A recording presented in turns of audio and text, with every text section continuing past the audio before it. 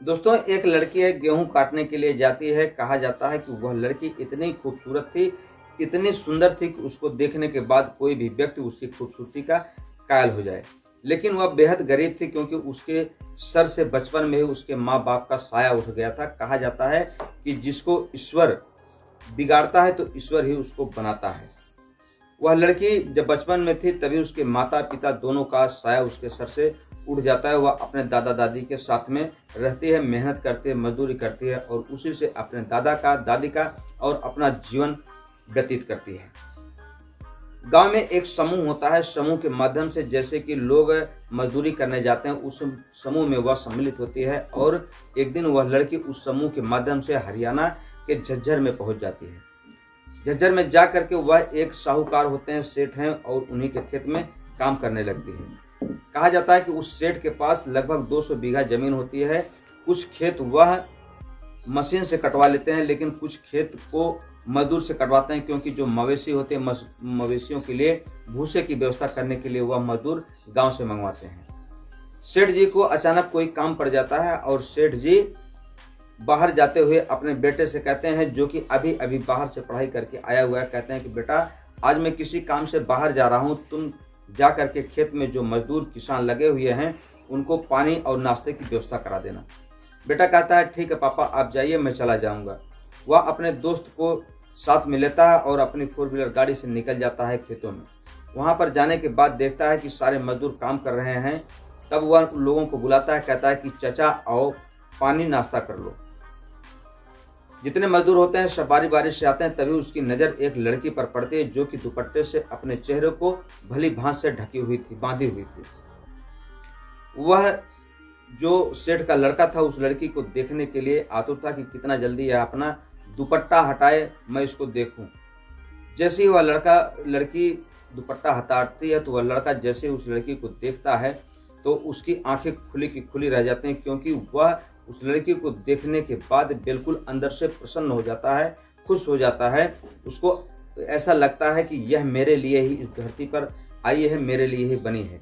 वह मन ही मन ना जाने कितने सपने सजोने लगता है। तभी वह कहता है कि चाचा आप लोग नाश्ता पानी करके काम करिए, मैं अभी कुछ देर में जा आऊँगा। तभी वह अपने दोस्त को साथ लेता है और जाता है, कहता है कि यार यह लड़की जो है मुझे मन को भा गई है और मैं इससे शादी करना चाहता हूँ। तो उसका दोस्त होता है, वह कहता है कि यार तुम क्यों पागलों जैसी बात कर रहे हो, तुम इतने बड़े सेठ आदमी हो, तुम्हारे पास लड़कियों की लाइन लग सकती है और तुम इस मजदूर से शादी करना चाहते हो। तब वह कहता है कि नहीं, चाहे भले ही मजदूर क्यों ना हो, लेकिन मैं इस लड़की से ही शादी करूँगा। दोस्तों, आज की कहानी इतनी इंटरेस्टिंग है कि आप भी जब सुनेंगे तो आप भी सोचने पर मजबूर हो जाएंगे कि जब ईश्वर किसी की बनाने पर आता है तो निश्चित तौर पर कोई ना कोई बहाना, कोई ना कोई रास्ता मिला ही देता है। नमस्कार, प्रणाम। मैं मोनू भारद्वाज हृदय तल की गहराइयों से आपका हार्दिक स्वागत करता हूं। दोस्तों, आज की जो सच्ची घटना है, यह घटना उत्तर प्रदेश के एक जिला पड़ता है जालौन। जालौन की रहने वाली एक लड़की जिसका नाम है मनीषा रावत, उम्र है 19 से 20 साल। जो मनीषा है, इसकी बचपन में इसके माता पिता की मृत्यु हो जाती है। वह अपने दादा दादी के साथ गांव में ही रहकर कटाई करती है, मजदूरी करती है और अपने दादा दादी के साथ अपना जीवन व्यतीत करती है। गांव में मजदूरों करने वाले जो लोग होते हैं उनका एक ग्रुप होता है, एक समूह होता है। तब यह अपने दादा दादी से कहती है, दादी मैं भी इन लोगों के साथ काम करना चाहती हूँ, क्योंकि अब आपकी काम करने की उम्र नहीं है। अगर मैं काम नहीं करूँगी तो हम लोग खाएंगे क्या। दादा दादी अपने दिल पर पत्थर रख के उस लड़की को इजाज़त देते हैं, ठीक है बेटा, जाके तुम काम कर सकते हो, लेकिन हमारी मान मर्यादा को बनाए रखना, कहीं ऐसा कोई भी कार्य मत करना जिससे कि हमारी मर्यादा को ठेस पहुँचे। लड़की बालिग थी, वह भली भांति समझ रही थी कि उसके दादा दादी उससे क्या कहना चाहते हैं। तब वह उस समूह के माध्यम से हरियाणा के झज्जर में पहुँच जाती है। जब झज्जर में जाती है तो वहाँ पर एक सेठ होते हैं, राम मनोहर सेठ। उनका एक बेटा होता है नीरज, जो कि बाहर रहकर पढ़ाई करता है। एक दिन सेठ जी जब बाहर चले जाते हैं तब वो अपने बेटे से कहते जाते हैं कि बेटा जा करके तुम खेतों में मजदूरों की देखभाल कर लेना, उनके लिए नाश्ता पानी वगैरह की व्यवस्था करवा देना। जब नीरज वहाँ पर जाता है, जब उस लड़की को देखता है तो वह परेशान हो जाता है। वह अपने दोस्त से जब इस बात के बारे में विचार विमर्श करता है तब उसका दोस्त बताता है कि बाबू इसके लिए तुम्हें अपने परिवार से बात करना पड़ेगा, क्योंकि अगर तुम किसी मजदूर लड़की से शादी करोगे तो तुम्हारे घर वाले हो सकता है कि इस रिश्ते को मानने से इनकार करते हैं। वह काफ़ी व्याकुल हो जाता है। फिर शाम का समय होता है। वह नीरज फिर से नाश्ता पानी की व्यवस्था करता है और लेकर के फिर अपनी गाड़ी से खेतों में पहुंच जाता है। वहां पर जाने के बाद वह अपने जेब में पॉकेट में अपना मोबाइल ऑन करता है और ऑन करने के बाद उस लड़की के इर्द गिर्द ही घूमने लगता है, ताकि उसकी कुछ तस्वीरें उसके फ़ोन में ऐड हो जाएं, सम्मिलित हो जाएं। वह कुछ तस्वीरें उसकी खींचता है और खींचने के बाद उस तस्वीर को लेकर के बार बार देखता रहता है। उसका मन ही नहीं भरता। यूं कहे कि वह उस लड़की को देखने के बाद वह बिल्कुल व्याकुल हो जाता है। उस लड़की को जब वह देखता है तो वह लड़की भी उसकी तरफ कुछ देखती है। यूं कहें कि ईश्वर ने इन दोनों को मिलाने के लिए एक खेत में एक नया रास्ता उन लोगों के लिए खोल दिया था। दोस्तों, एक इसी पर एक दोहा है कि कहत नटत रिझत खिलत मिलत खिलत लजियात भरे भवन में करत हैं नैनन ही सोबात।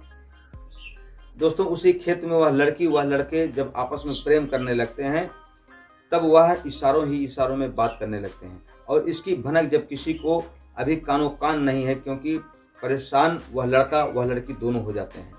दोनों तरफ आग बराबर लगी हुई, मुमकिन नहीं कि आँच इधर हो उधर नहीं। जब वह लड़का अपने दोस्त से इस बारे में बात करता है तो उसका दोस्त बार बार यही बात कहता है कि तुम अपने परिवार वालों से जा कर के पहले बात कर लो।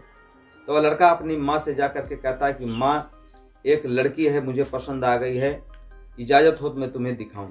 माँ कहती है, बेटा तुम्हारी खुशी में ही हमारी खुशी है। जैसे ही उस लड़की को वह अपनी माँ को दिखाता है, उसकी माँ प्रसन्न हो जाती है। कहते हैं कि बेटा, यह लड़की तो बहुत ही सुंदर है, या हमारे घर की बहू बनने लायक है। अब तुम इससे शादी कब करोगे, मुझको ये बताओ। तब वह लड़का कहता है, नीरज की माँ, लेकिन एक बहुत बड़ी समस्या है। दरअसल यह लड़की हमारे खेतों में काम करने वाले जो मजदूर हैं, जलौन से जो आए हुए हैं, वह लड़की उसी समूह की एक मेंबर है। पहले तो माँ कुछ देर के लिए सोचने लगती है, विचारने लगती है कि आखिर क्या करें हम, लेकिन वह अपने बेटे की खुशी के लिए मान जाती है। कहती है, बेटा मैं तुम्हारे पापा से बात करके बताती हूँ। उसके पापा जब आते हैं अगले दिन, तब वह थके माने रहते हैं, लेकिन उस दिन बात कोई नहीं बन पाती।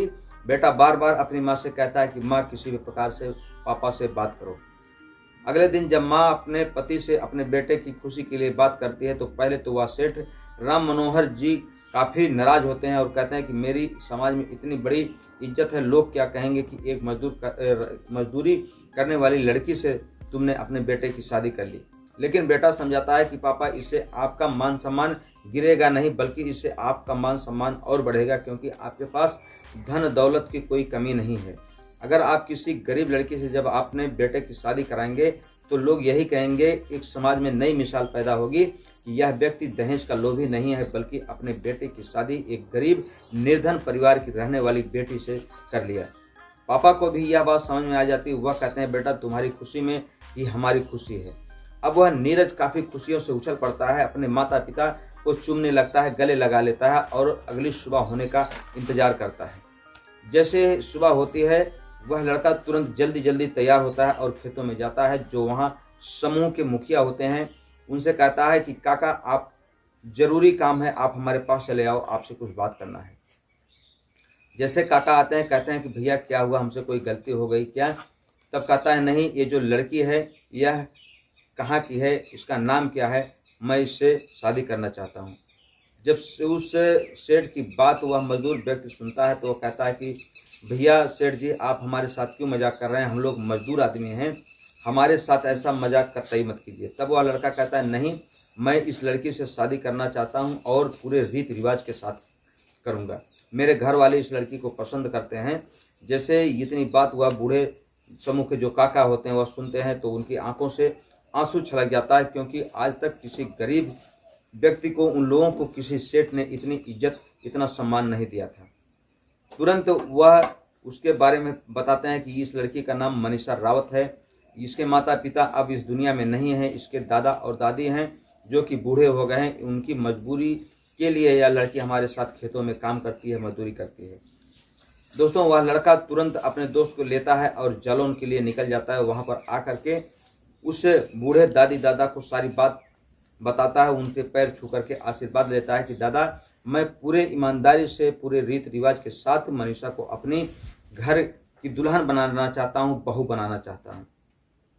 उसके दादा दादी राजी हो जाते हैं, क्योंकि उनके सर से एक बेटी का जो बोझ है वह हटने वाला होता है। और रिश्ता अगर इतना सुंदर, इतना सुशील हो तो कौन ना कर सकता है। अपनी बेटी की खुशी के लिए कोई भी माँ बाप, परिवार का गार्जियन ना नहीं कर सकता। दोस्तों तुरंत वह दादी दादा गाड़ी में बैठते हैं और फिर झज्जर चले जाते हैं। झज्जर जाने के बाद उस लड़की मनीषा से पूरे रीति रिवाज के साथ उस नीरज की शादी होती है। परिवार काफ़ी खुश हो जाता है और समाज में एक नई मिसाल पेश हो जाती है कि आज भी लोग ऐसे हैं जो कि बिना दहेज के किसी भी लड़की से शादी कर सकते हैं, उनका स्वभाव देख करके, उनका आचरण देख करके।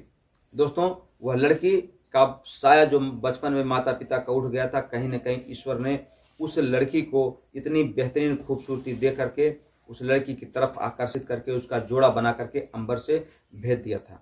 दोस्तों हमारी कहानी आपको कैसी लगी कमेंट बॉक्स में जरूर लिखें। मिलते हैं हम आपसे अगले वीडियो में, तब तक के लिए आप अपना ख्याल रखें। जय हिंद, जय भारत, हर हर महादेव।